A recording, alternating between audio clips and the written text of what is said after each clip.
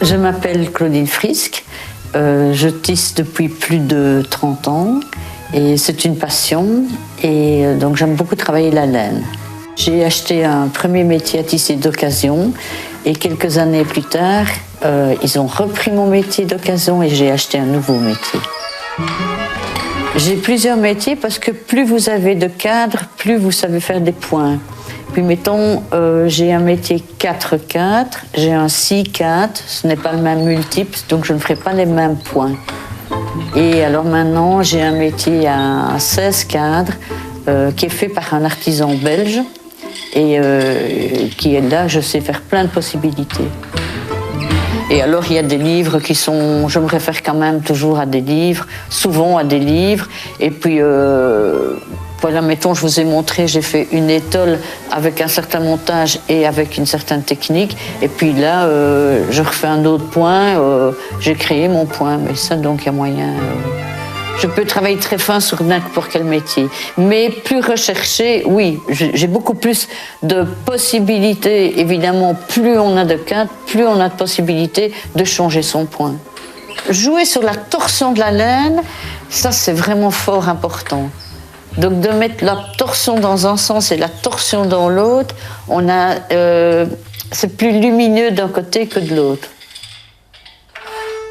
On avait un élevage de chèvres angora, donc j'aimais beaucoup tricoter la chèvre angora, le mohair.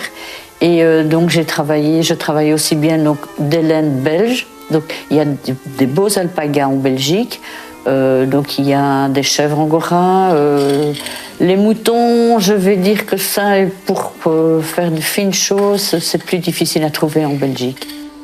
Pour faire des manteaux, je travaillerai avec l'alpaga belge, mais pour le tout fin alpaga, comme je fais mes étoles, ça je me tourne vers le Pérou, parce qu'ils ont, évidemment, les bêtes sont à 4000 mètres d'altitude, donc vous n'aurez pas du tout la même qualité, la même finesse. On est allé, mettons, au Pérou, rien que pour que je puisse acheter de l'alpaga. C'est très important, c'est surtout l'âge de la bête. Ce qui est logique, un cheveu d'un bébé et votre cheveu n'aura pas la même douceur. Donc, une laine d'une bête très jeune sera très belle, mais la fibre plus courte aussi. Je détermine aussi mon point, donc mettons quand je fais sur le 16 cadres, ben là j'ai tout un ordre à respecter, à lever et baisser des cadres. Il faut que je sois attentive, c'est pas...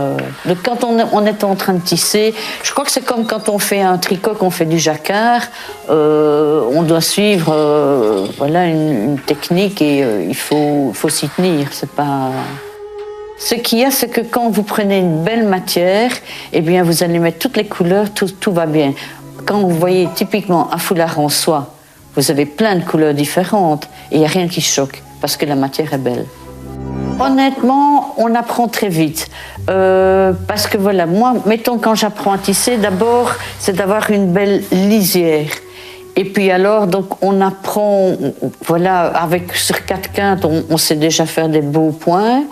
Et on sait déjà changer les pédales et tout, mais on apprend vite à tisser, mais on évolue toujours énormément.